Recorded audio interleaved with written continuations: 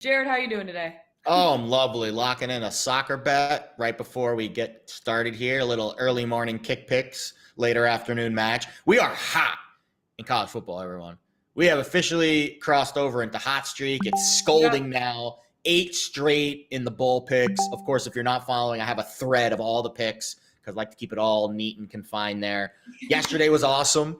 The whole bowl Yeah. season's been crazy, but I'll be honest, it's really a fun it's a fun journey because it's like the roller coaster of all these games, and we got 3 more of them today. Hopefully we do well. Yeah, I know there was supposed to be 4 bowl games today. One of them, the Fenway Bowl, was canceled due to Yeah. COVID-19 issues. It's just crazy, all of these bowls being canceled. The Holiday Bowl yesterday being canceled last minute. That sucks for the players, sucks for the Yeah. coaches, sucks for the fans. It's just a crazy, crazy season going on right now, but it's just another little, thorn in the side when you're making these bets to try to figure out what's the best way to approach some of these games with all of the issues going on right now. We have this show, guys, every single day, 10 a.m. Eastern time. Like, subscribe, comment right below on YouTube. Don't miss out on a single day of the bets that we have coming for you, especially with 2022 right around the corner. It is crazy, Jared, that the New Year's like 4 days away, 3 days. What day is Yeah. it today? The 29th? It's like 3 days away. 2022. I mean, it's the 12th month of it's like there was like some weird like palindrome-ish weird number thing for this month. But I'll be honest, football season is like over. Like It's week and 17. the playoffs, and we'll get to obviously a lot more NFL stuff a little bit later in the week because we got a lot of hoops to talk about today. Yeah. But the postseason for the NFL, based on the regular season that we had, in my eyes, is going to be one of the most exciting and unpredictable in recent memory. So it's crazy, though, how fast every year the season goes. It's like, I know. It is wow. already week 17. It's wild. I was like typing on our sheet. It's the 17th week that we've been doing the show. So we've been in it now for Yeah. like 4 months. We're loving it. It's great. And we'll get to NFL a little bit later in the week. But today we got a lot of basketball. We're taking it to the court. College basketball predictions.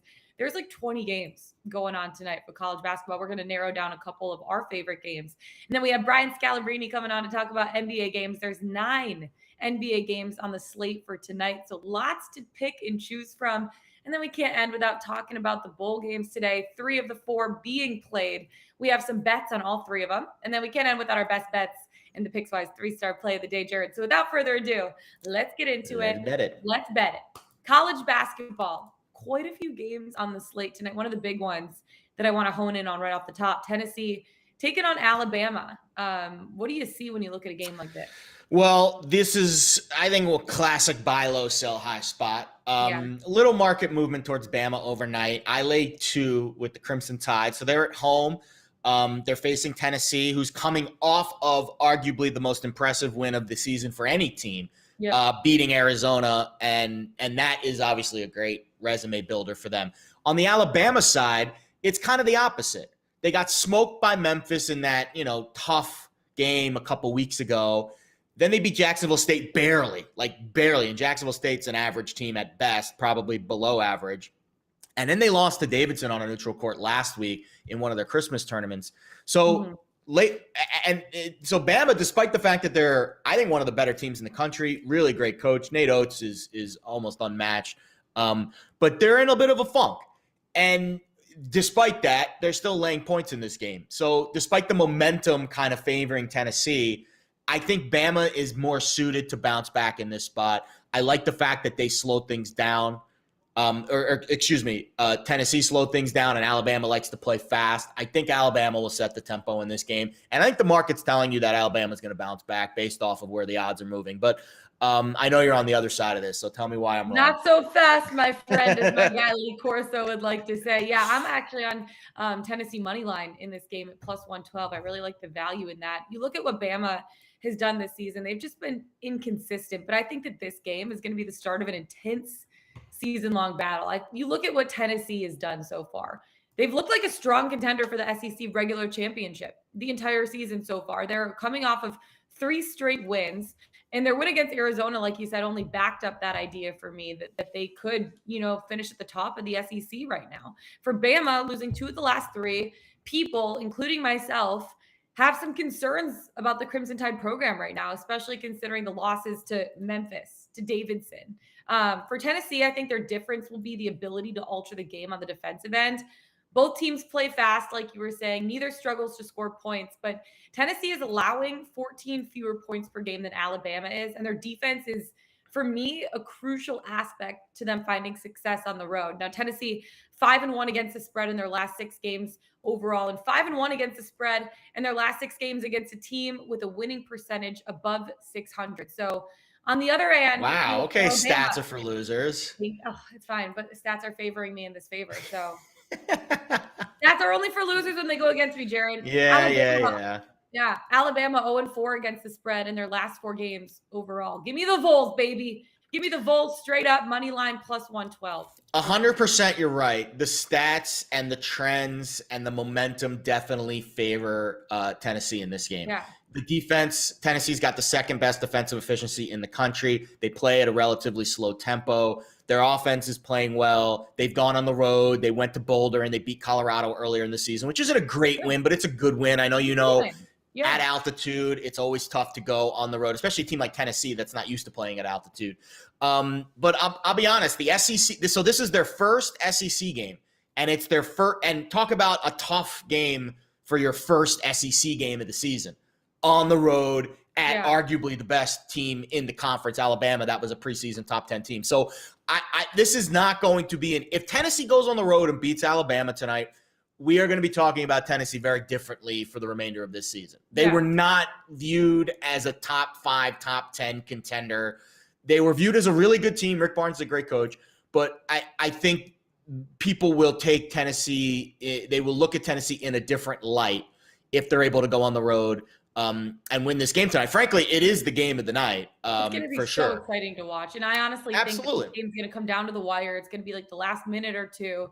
The minute or two is going to take like 20 minutes. It's going to be one of those games where there's a lot of fouls, a lot of things happening, a lot of momentum, a lot of energy. I'm actually really excited to watch and see the result of this one. But go Vols, baby. Go Line's Vols. up to 3 now. So I got in at 2 last night. You want to play 3 now, I would probably be a little cautious here because if anything at 3, I would take the points with Tennessee because Ken Palm's got this as a 2-point game.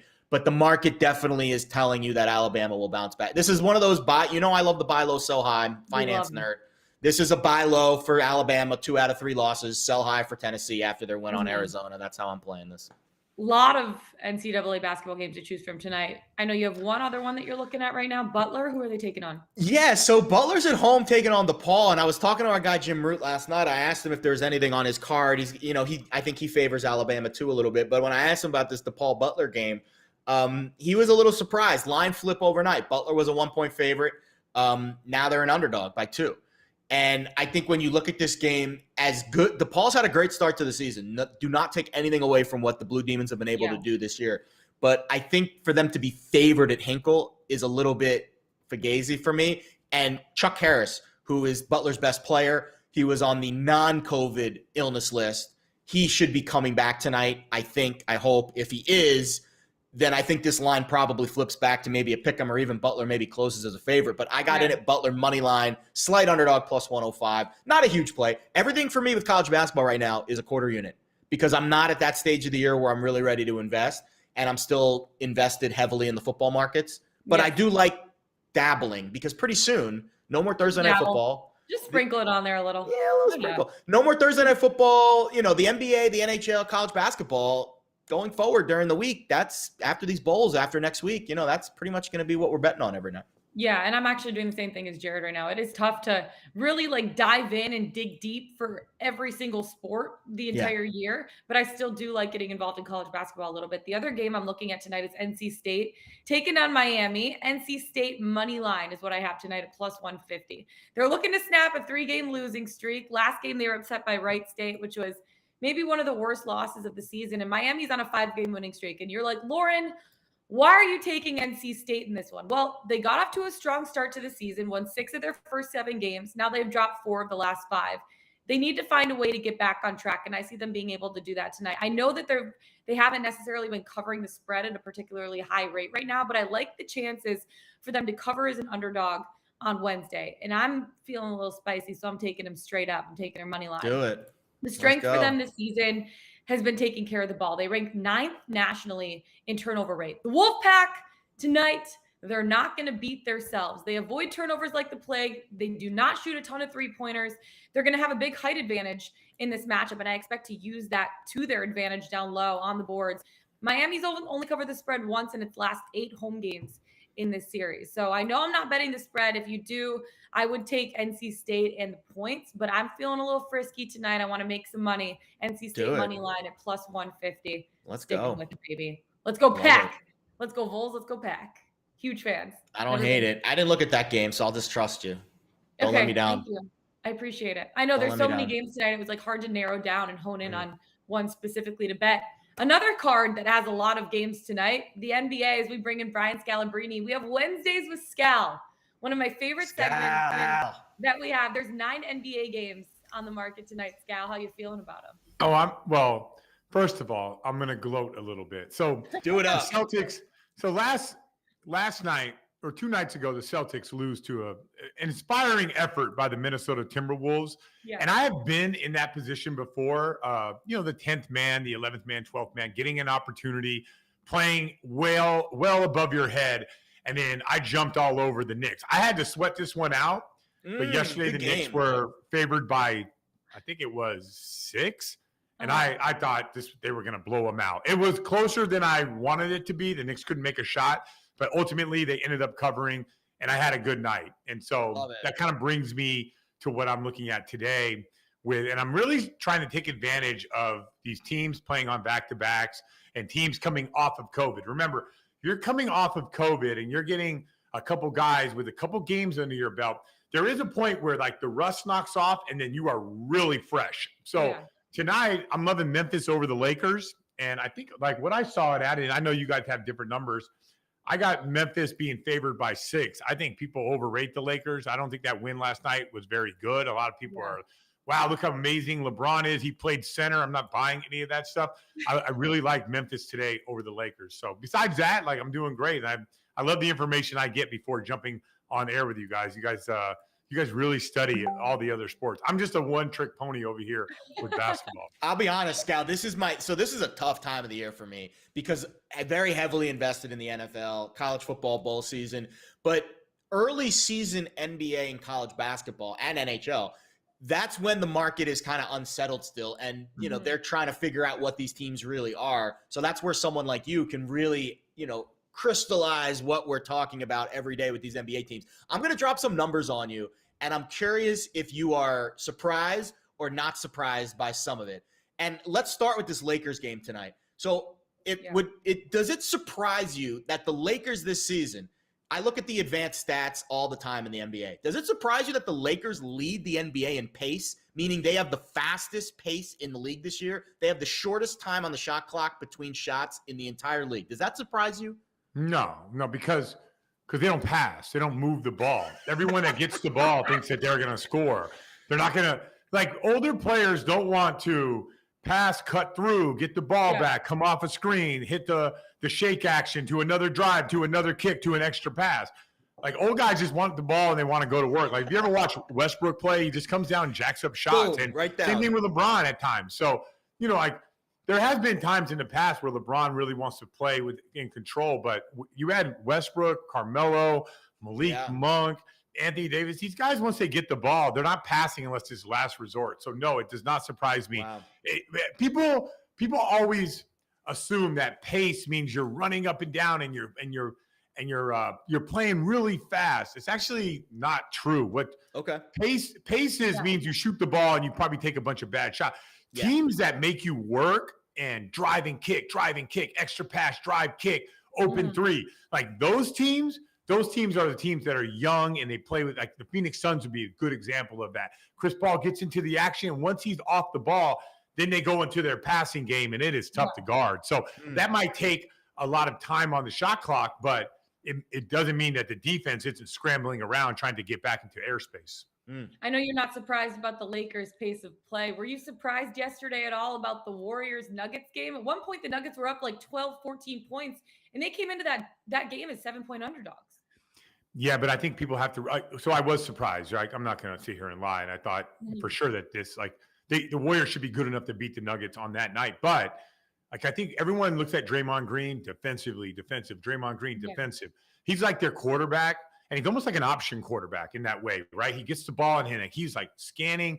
He's great at switching the sides of the floor. And when you have shooting and spacing and you get a guy that can get downhill and make great decisions, I think it really affected them offensively. But yeah, I mean, I was surprised by the result, but like in hindsight's 2020, Draymond Green's more important offensively for them than people realize. I'm glad you mentioned the Warriors because I've got another nugget for you that I'm curious your thoughts.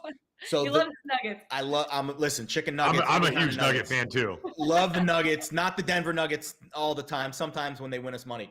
So the Warriors, I think the Warriors are still a little value in the futures market because they're not the favorite right now to win the NBA title. But one of the things that surprised me about their early season numbers, they lead the NBA. We know how good their offense is. They lead the NBA in defensive rating this year. Arguably, you could say that they are the best defensive team in the league. Does that surprise you? And does that kind of shift maybe a changing in the guard in the way the Warriors play basketball? And maybe that's going to help what they're going to do in the postseason. It will definitely help them. So Draymond Green is I coach the Warriors, right? And I've seen some all-time greats. Defensively, Jason Kidd's an all-time great defensive player. Kevin Garnett, defensive player of the year, right? And I was in awe. And Draymond Green, this is before he's blown up. Like no one knew him. Like David Lee was starting. He was just a young player, and everything he did it on like his ability to read the ball. Like so, if this is a basketball and a person is dribbling, he wouldn't move. As soon as a player did this, which is that's called a gather. As soon as a player started to gather, he would already be searching for the next thing, and he would know where the ball is going to be. So he can be like down the floor in coverages, reading the gather, and then fly out to a guy at the three-point line. And I was and I would be one of these guys. I get real giddy about the smallest things in basketball. I can't even believe this. I've never seen anything like that. I've never seen a guy know what the player is going to do. I think he might know before the player knew. And he was flying around. So lo and behold, now he's an all-time great defensive player and all that stuff. But the one thing that Steve Kerr says is Draymond Green, and I play with a player like this, Jason Kidd was allowed to go rogue. And what that means is we have defensive principles, we have schemes, we have rotations. But the number one thing we had to do, if Jason Kidd decided to do something different, we had to be able to react based off of that. And that's what the Warriors do. And when you have low IQ guys, like let's call it last year or even the year before, it doesn't work.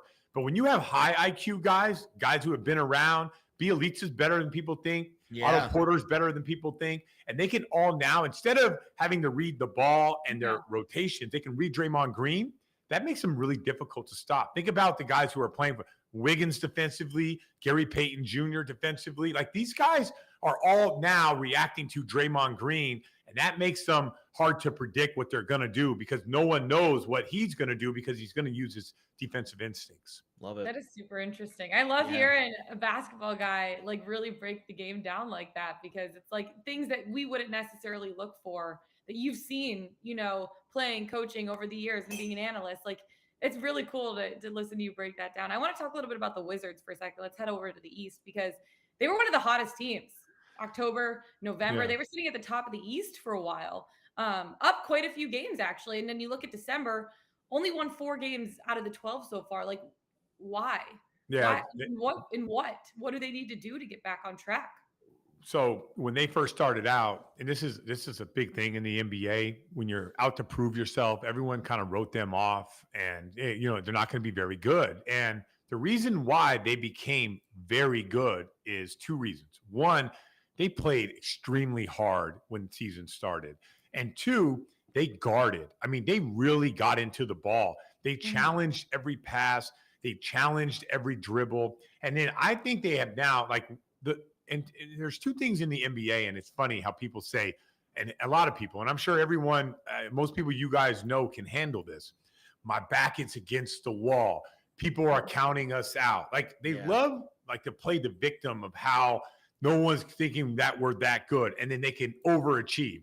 But there's a big problem in the NBA that people don't talk about is when you succeed, how do you handle that? And there's a lot of guys, they can't, and they don't continue to push and drive. Like, let's say you're on the Wizards and you win a game because your defense is amazing, but you have 21 points. do your friends or your crew or your family or your agent or anybody say, hey, you know what?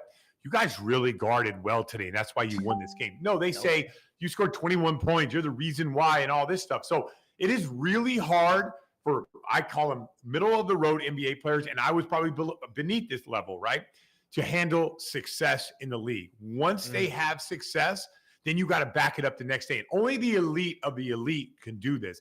And hence the reason why I was so off Minnesota, because those guys aren't used to having success. Then they have that success. And then all of a sudden the Knicks are going to come in. And I told you, I really believe the Knicks were going to win by 20, because it is hard to continue to wake up and prove yourself after people are patting you on the back. So I think people right now are patting the Wizards on the back, telling them how good they are offensively. And they've ignored the fact that they used to get after it defensively. And that's what made them good and how hard they played. And they're not doing that anymore. Yeah, and they're a below 500 ATS team as well, which, on this show, Scal, we love to talk about the ATS numbers. Let's get to your former team, the Celtics. Interesting game tonight. They're hosting the Clippers. These are two teams that I would say so far this year underachieving. I know the Clippers dealing with a lot of off-the-court stuff as well. Boston favored by 5.5. Saw the total dip a little bit from 211 down to 209, which in NBA world is a very low total. How do you see this game playing out tonight between the Celtics and the Clippers? I have them as one of my locks as well. I think the Celtics run away with it. They got embarrassed. So they got embarrassed last night, and then they got embarrassed against the Clippers when Paul George didn't play. I don't know if you guys remember the Brandon Boston Jr. game. Like, the guy was, he was ridiculous. So the Celtics got embarrassed, and like I told you before, NBA players can handle with their back against the wall. They're going to be fine tonight. They're one of my – I have another pick that I really like. So I told you I like Memphis, and I really like the Celtics. Now, if you want to talk 30,000 feet of what's going on with the Boston Celtics, they don't play with the force needed to win in the fourth quarter. They do throughout the game. I do like a lot of things they do. But in the fourth quarter, you have to level up. You can't level down. And so far, they've been leveling down. And I don't think it's like a strategy thing. I'm just thinking, like, when I've played with some great players at the end of games, like, they're so hyper-focused on winning. They're not, did I get the shot at the end of the game? Is the coach drawing the play for me? They're like, that stuff is so beneath them. Like the Kevin Garnett's, the Paul Pierce, the Jason Kidds of the world, the Derrick Roses, they're not pouting at the end of games, right? Like, they need to get to the point where they're so hyper-focused on making winning plays. And one guy I would say that does this is Marcus Smart. He's always focused on making winning plays late, but that attitude has to carry over throughout. And that's what teams, when they win in the fourth quarter, I think it's guys like hyper-focused just on that. Because winning is hard in the NBA. You can't cloud your mind with other things. So if they can start getting to the point where they can focus on winning in the fourth quarter, I think they'll be a very good team. But they do have to play with more force down the stretch. 8 other games on the slate tonight, minus the Clippers Celtics. Are you on any of the other ones, or what stands out? He's got another lock for us. I got one more. Let's hear it, baby. Let's hear it. I'm liking Atlanta tonight. I know they're off a back-to-back, but I think I had the number at 8.5. They're getting 8.5. If Lonzo Ball was playing, I would not be betting this, but I don't think they have a guy on their team that can guard Trae Young. Trae Young is playing off a back-to-back, and this is obviously one of those games you have to watch, because when they do reconditioning, I don't know if that means that Trae Young is not going to play big minutes or not going to play or anything like that. But if Trae Young plays, I got a big night from Trae Young tonight. I got Atlanta. I don't think they're going to win the game, but 8.5 is a lot for that team. Yeah. And a team that's looking to, like, enough is enough in the sense, like, the hangover, the injuries, all that stuff. They need to start trending in the right direction. They're a good basketball team. So I got them tonight playing the Bulls tough. And I know the Bulls are really good. I just think Trae Young, when he's the engine that makes that thing go, I think he has a big night tonight. Like, if you're a prop guy, I would look for Trae Young to have a big night. I know a lot of people will downplay it because it's off a back-to-back, but he's coming off COVID and he should be relatively rested. And when he's good, I think the Atlanta Hawks are good. So so far I have 2 home teams, Memphis Celtics, and then I got the road team in Trae Young. And that number is 8.5. You guys got the same number? I see 8.5, and the total's also gone up 3 points. So certainly there's some people out there in the desert that think there are going to be some points scored in this game tonight from 220 up to 223. So certainly some, and that could be Trae Young coming back, blowing up the scoreboard, and that's why that totals. Yeah. I think Trae Young's worth about 3 points at least on the total. So I will say Trae Young came off of COVID last game out of the protocols about an hour and a half. I think Woj tweeted out before the game. He played the entire first and third quarter. Wow. So he was playing big minutes for his first game back from COVID. And obviously you have to, the Hawks are going to turn it around at some point. Yeah, I agree. They're too good. Like they check all the boxes, and their schedule has been relatively tough, and you can't stop Trae Young getting downhill, the floater, the layup, the passing. So I just think they're going to turn the corner. But obviously, kind of like look at information of anything coming in for Trae Young being on a minute 100%. restriction, because everyone handles coming back from COVID differently. Yeah, it's really tough right now. A lot of uncertainty with all these players. There's so much COVID in every league right now, but I feel like the NBA and NHL are really dealing with it. Yeah, and they're playing but coming out of it. Yeah, hopefully, fingers crossed.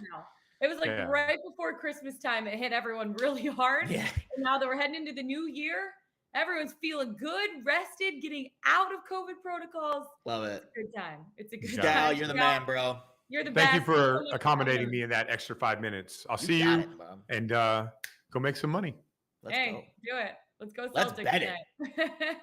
Let's bet it. Baby. Love having Scal on Wednesdays with Scal. Okay, let's take it from the court to the field because there's quite a few bowl games going on tonight. And these bowl games have been crazy. Some of them have been played. Some of them haven't been played and been canceled. There's been some upsets. There's been some things that we expected to happen actually happen. So it's just been kind of like a crazy bowl season this year. But for you, you're red hot right now.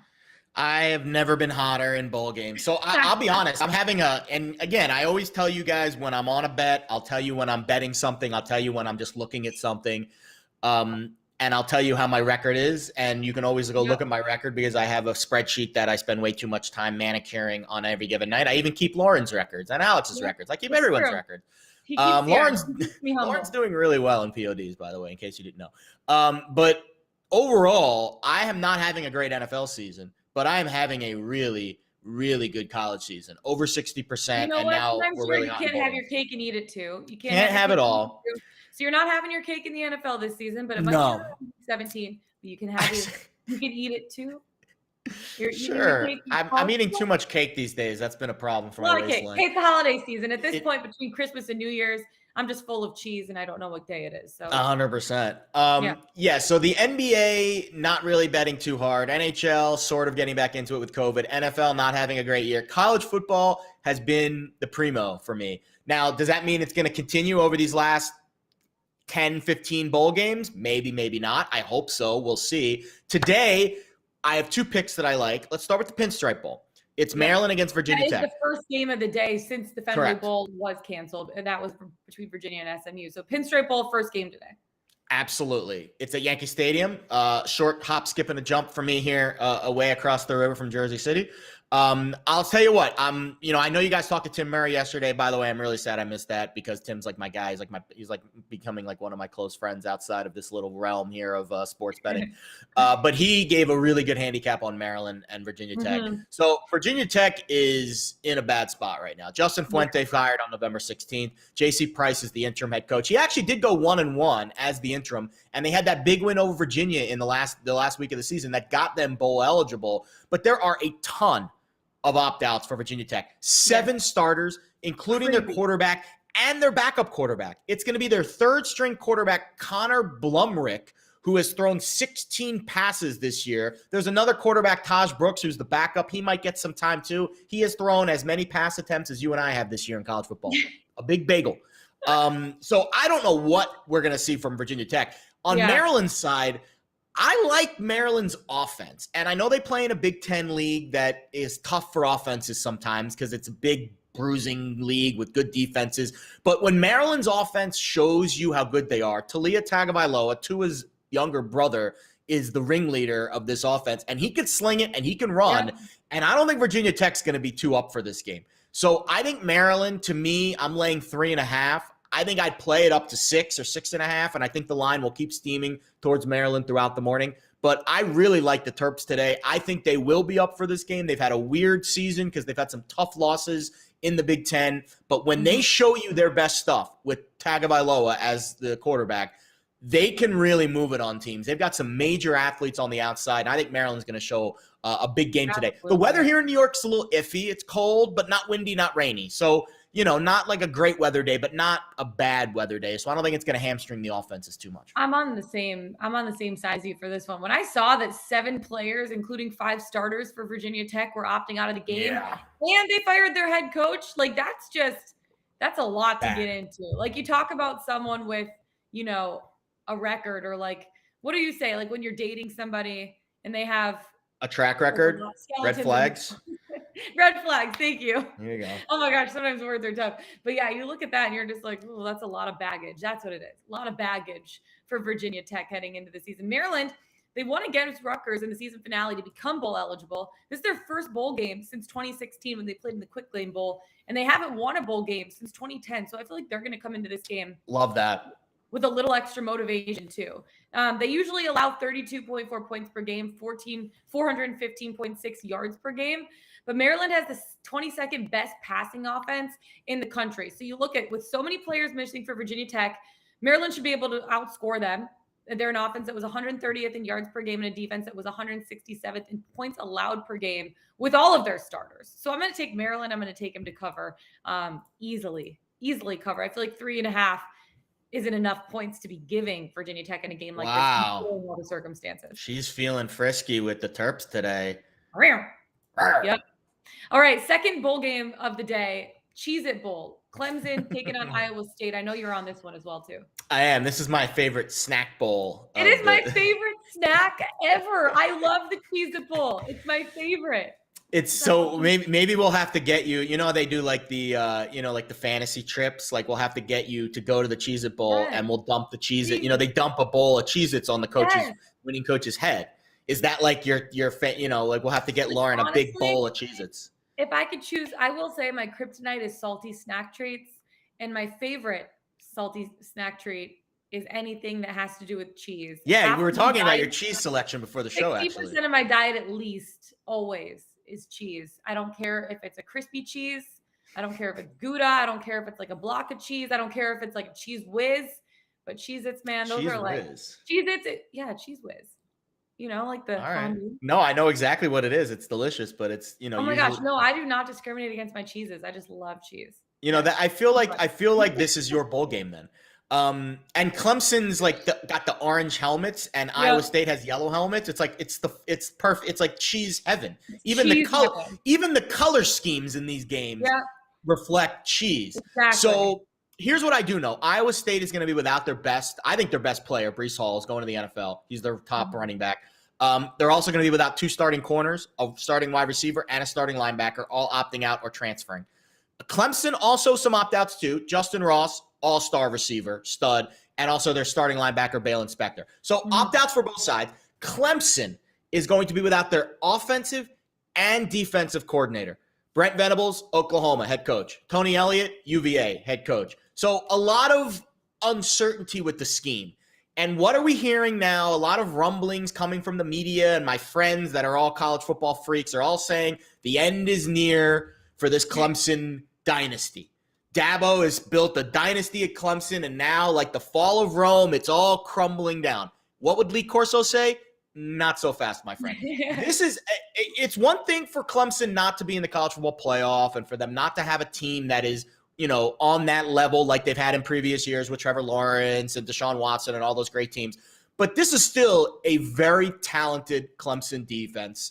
This is still a Clemson team that I think will be up for this game. And actually the motivation for Iowa State, say what you want about Clemson, and yeah, they might have, had higher aspirations in the Cheez-It Bowl preseason. So did Iowa State. They were a top 10 preseason team. They were expected to compete to win the Big 12. They didn't come anywhere close. And I think Brock Purdy, who is playing in his last game, is not up to standard of what the mental side of a quarterback needs to be. I bet on Iowa State a lot this year. I lost a lot this year. And I don't think Brock Purdy's faced a defense as good as Clemson's defense this year. So I think this is going to be a tough game for Iowa State. I think Clemson will be up for this game because everyone is counting them out and saying the dynasty's over and Clemson's going to be a crap ACC team for the next decade. I think this is a Dabo, fire up the boys kind of game, and I think Clemson covers the tight line. Let's go, boys. Yeah, let's go, boys. This is like one of the rare times, Jared, that we're both on the same side for multiple I don't know if that's weeks. good or bad. I know. Honestly, I don't know, but you know what? At least we're both vibing the same thing right now. I think the loss of Hall is a massive blow for Iowa State. He was 7th in the nation in rushing yards, led the Big 12 in that category for the second straight season. And there's a major drop off in production from Hall to Brock.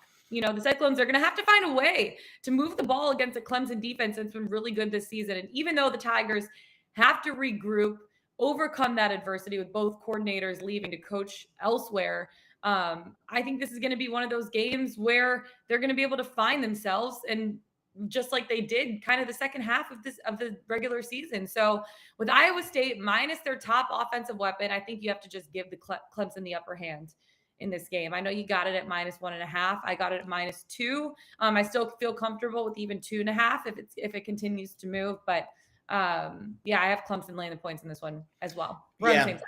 I got 1.5 last night at the Westgate. It is now 2 at the Westgate. Let me look at my handy dandy odds calculator here, or odds board, and I can tell you if there are any 1.5s available. There are not. There are several 2s available, Westgate, Caesars, but for the most part, the market's 2.5 here, and I would expect this to close at 3.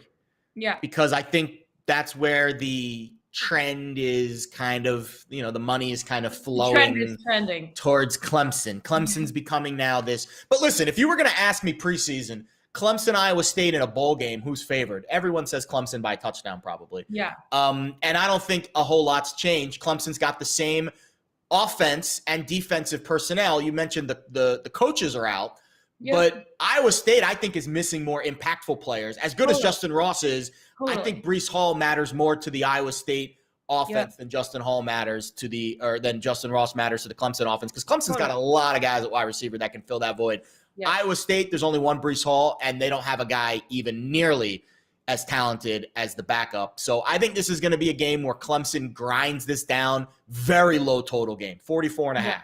In the college football world, we saw that last night with the Minnesota game. 44.5 is a supremely low total. I expect this to be a rock fight played in a phone booth, and I think Clemson's defense is better than Iowa State's defense, and I think that's why they win the game. Yeah, there's one more bowl game going on today, Alamo Bowl in San Antonio, Oklahoma taking on Oregon. You're not on this game right now, right? This is a tough game to predict. I'm on this game in 2 ways.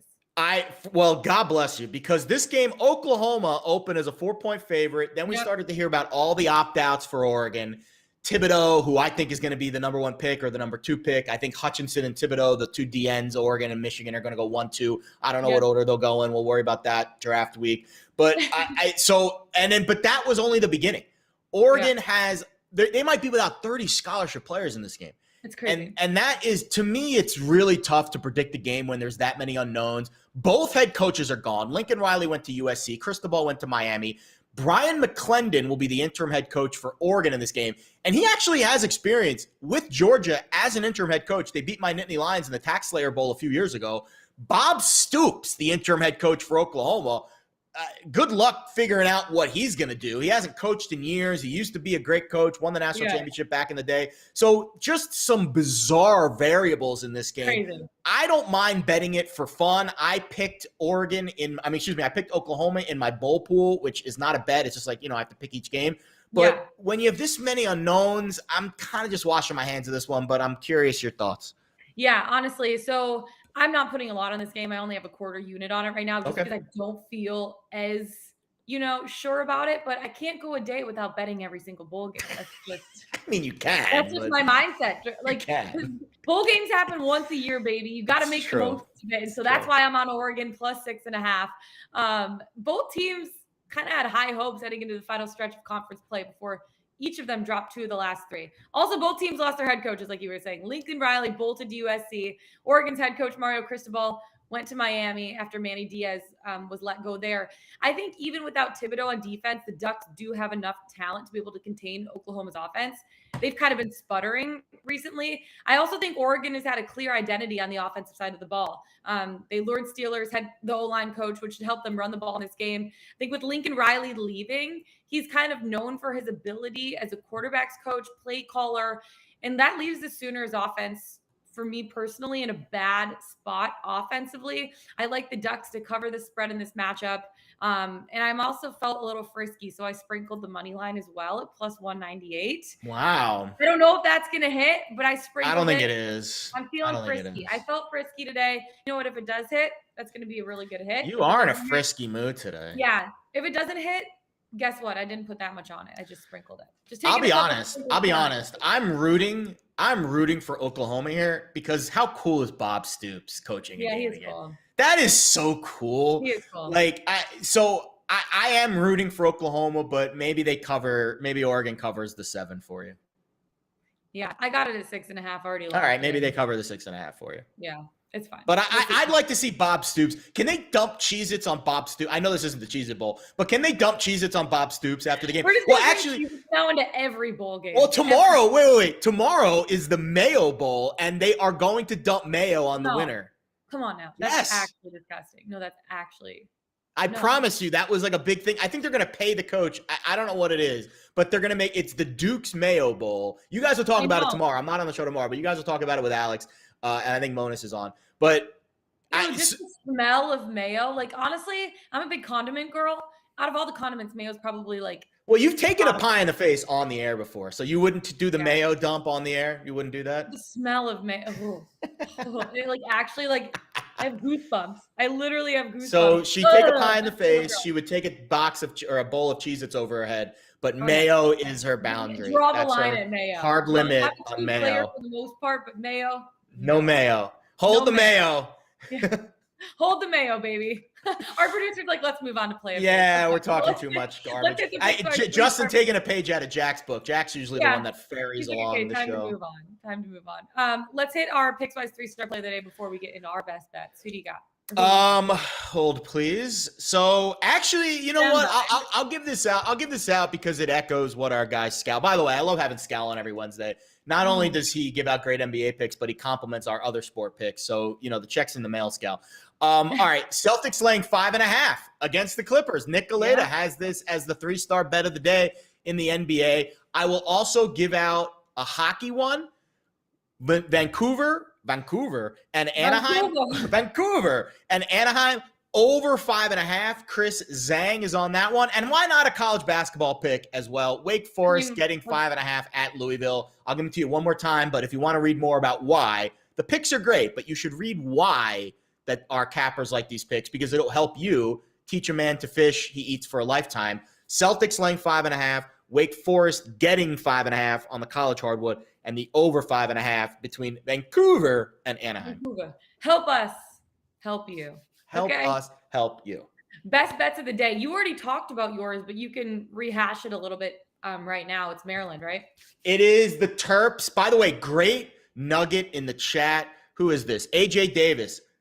Talia over 13.5 rush yards. Love that prop. Tremendous. The only issue I have with quarterback rush yards, you get minus for a sack, unlike the NFL. Be careful with that. I've been burned before. But I do like the angle. I like Maryland's offense. I think Virginia Tech is not going to be motivated for this game. You have all the opt-outs, transfers. They're using their third-string quarterback. The head coach is gone. It is not a good situation for the Hokies. Maryland, meanwhile, I think this is a trending up program, especially on offense. I know they've had issues in the Big Ten this year. This is not a Big Ten game.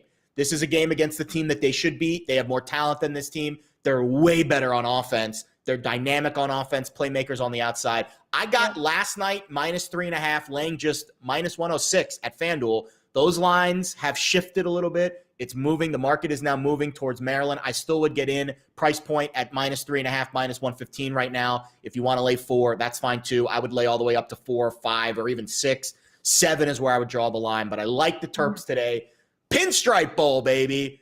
Love a good baseball stadium hosting a bowl game. Always fun to watch those vibes, and I do think Maryland gets a nice win. I like it. Yeah, I'm also on Maryland. It's not my best bet of the day. I'm taking it to the ice, actually, for my best bet of the day. Was really excited yesterday about hockey being back after not having it for about 8 or so days. I won 2 of my 3 bets yesterday. Tonight, I feel really strongly about the Rangers taking on the Panthers. I have the Rangers money line in this game at plus 138. So you look at what the Rangers have been able to do. They lost 3 of their last 4. Again, this is all before the week-long break. So you don't know how teams are going to be when they come back out, when they reset, when they have rested legs, or maybe like winded legs, winded lungs. Who knows what's going to happen? But I feel good about the Rangers in this one. Lost 3 of the last 4. They've been playing well on the road, though, so far this season. They won 5 of their last 6 road games, and they've done a really good job defensively, giving up more than 2 goals only once in their last 6 road games. So that's pretty good when you look at it. Also, playing really well on special teams. They're 6th in the league when it comes to penalty killing. Special teams, always make or break a team, especially like down the stretch. So you look at what the Panthers have been able to do. They've been playing well offensively. They struggled during their slump, scoring only 5 goals in their last 3 games. And they're going to have a hard time scoring against the Rangers because Florida defensively is one of the best teams in the league, but they haven't played well on the defensive end in recent games. They gave up 15 goals in their last 3 games, as well as scoring 5 in their last 3. So if you're giving up 15 over 3 and scoring 5 over 3, you're not going to win many games. With the Rangers scoring at least 3 goals a game in their last 4 of their last 6 road games, I think expect the Panthers to have a hard time slowing them down. I'm going with New York handily getting the win. Not super confident in the puck line in this one, but Rangers straight up money line. And I like the value that I'm getting at plus 138. I like that. Rangers, baby. And I know everybody would love that. He would. I'll close with 2 quick nuggets and then we can say goodbye. One, I'm slow playing NHL a little bit after the return because I just want to see how these teams come back after I would say next week is when I'll start really diving back into ice picks again. I have 2 kick picks for you as well to close. These aren't best bets, but these are certainly worth the unit.